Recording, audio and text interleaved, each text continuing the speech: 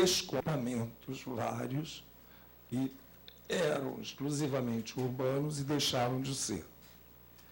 E queria falar também, aproveitando essa tua pergunta, que, de fato, eu vejo que os tradicionais conceitos dicotômicos, urbano, rural, já muito perderam sua utilidade, embora os veículos da estatística tenham de não ter. A gente também precisa de séries históricas.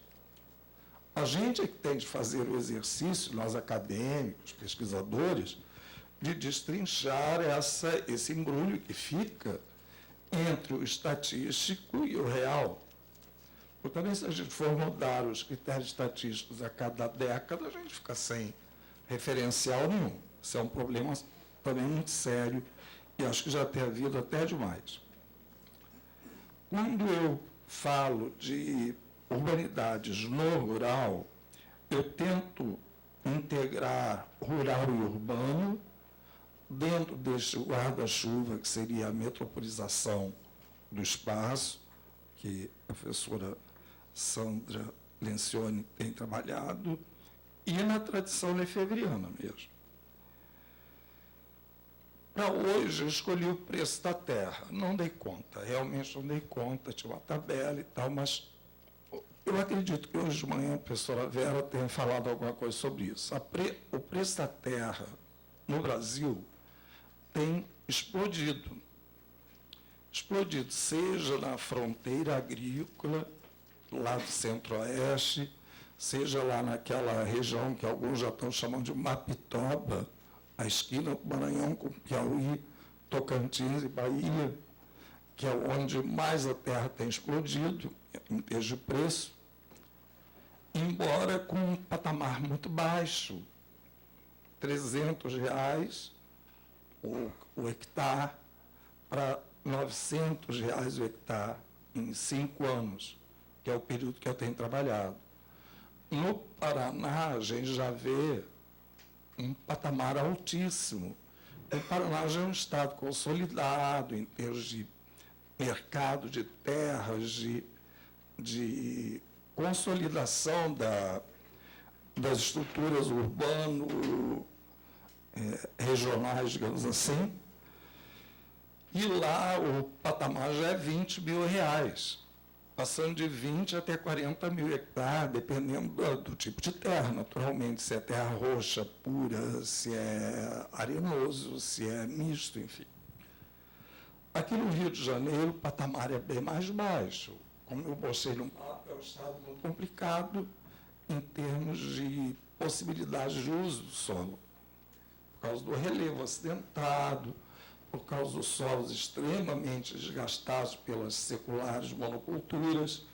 E, mesmo assim, eu tenho registro, tenho uma tabela aqui que não deu tempo de mostrar, só a expectativa da possibilidade de empreendimentos com documentos do tipo desse da Firjan, essa expectativa já eleva o preço da terra.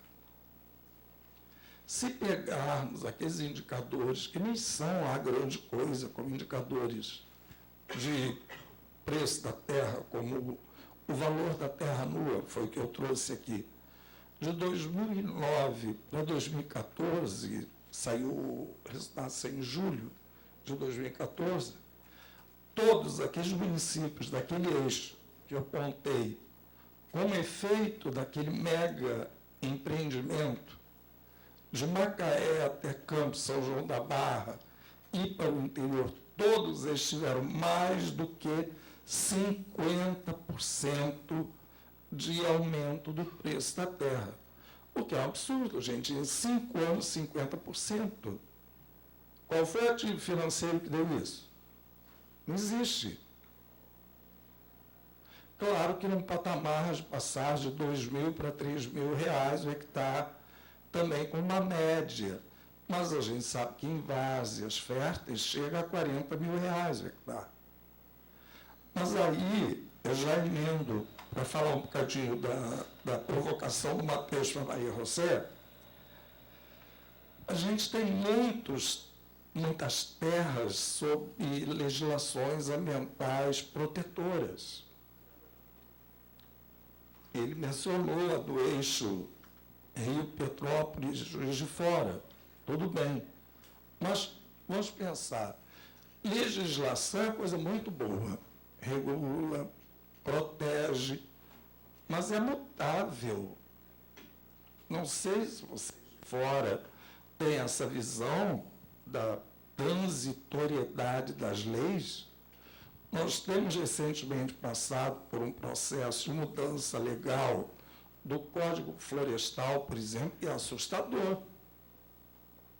A quantidade de novas terras que ficaram disponíveis para mercadificação por conta da mudança do Código Florestal. E aqui no estado do Rio, eu sempre dou exemplo, basta se falar, preste atenção numa coisa, um território tão acidentado que tinha limites de proteção até os 700 metros, a partir de 700 metros de altitude, só podia ser ocupado até os 700. Com a alteração no Código Florestal, passando para 900 metros, se liberaram 200 metros de encosta para novos empreendimentos. Em áreas de altíssimo risco, ainda mais para um estado como o nosso, que tem passado por recorrentes épocas de crises ligadas a riscos ambientais, que alguém pode falar disso melhor do que eu. Então, acho que a gente tem de ter esse parâmetro do preço da terra, estrangeirização da terra, que muitos autores se recutam. O professor Ariovaldo é um, e discute, briga, bate no Bernardo, o Bernardo é a favor, ele é contra, mas é relativo, a gente tem que estar aberto para ouvir, todos têm razão. A estrangeirização da terra aqui no Brasil é muito dificultada por uma legislação nossa que protege isso, limita bem essa compra de terras. Mas a gente não tem proteção, ou tem uma proteção muito frágil para o arrendamento de terras. E as discussões no Congresso dos 3 últimos anos têm sido muito em cima de arrendamento de terra, já que a posse jurídica da terra é mais difícil de contrariar legalmente. Mudar, uma das propostas é fazer igual à Austrália, que libera o arrendamento para 99 anos. Quem precisa de mais terra para explorar do que 99 anos, gente? A mais modesta é de 50 anos. A proposta dos nossos parlamentares. Carminha, querida, eu compartilho tudo que você falou aí. Acho que, de fato, temos enormes entraves conceituais, não há mais como pensar naquela setorização tão querida dos nossos geógrafos mais formais, nem da subjetivação do espaço tão querido aos nossos colegas sociólogos e principalmente antropólogos.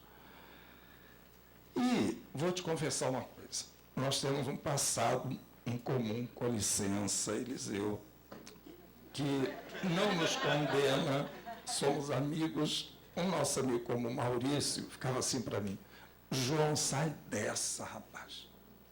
Pula fora desse negócio de urbanidade, pega um outro nome. Isso já está tão consolidado. Mas eu dizia: Maurício, meu filho, mas vem cá, olha, só porque está consolidado não é intocável.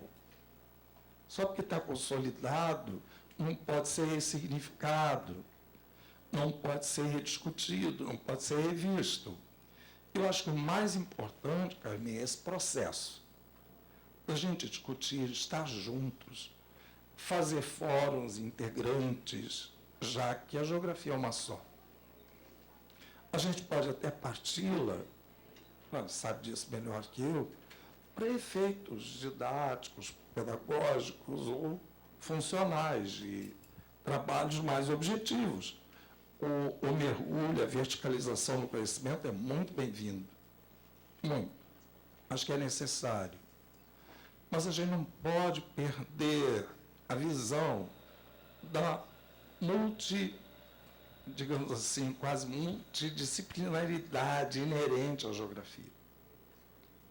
Quando eu fiz questão de mostrar aqueles physical layers, aquela base físico-natural daqueles eixos, eu estava preocupado com uma coisa que o meu colega do departamento, Rogério, perguntou no primeiro dia para os meninos aqui: onde é que está o físico na relação ao humano aí?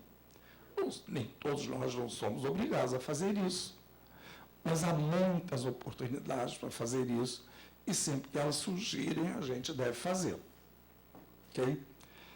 Acho que é só isso. Fred, desculpa, meu filho, te amo, mas eu não sei nada disso. Obrigado, gente. Com a sexta mesa redonda do simpósio, intitulada Trabalho, Gênero e Dinâmicas da Metropolização. E, nesse sentido, eu convido para compor a mesa a professora doutora Regina Célia de Matos, da PUC Rio,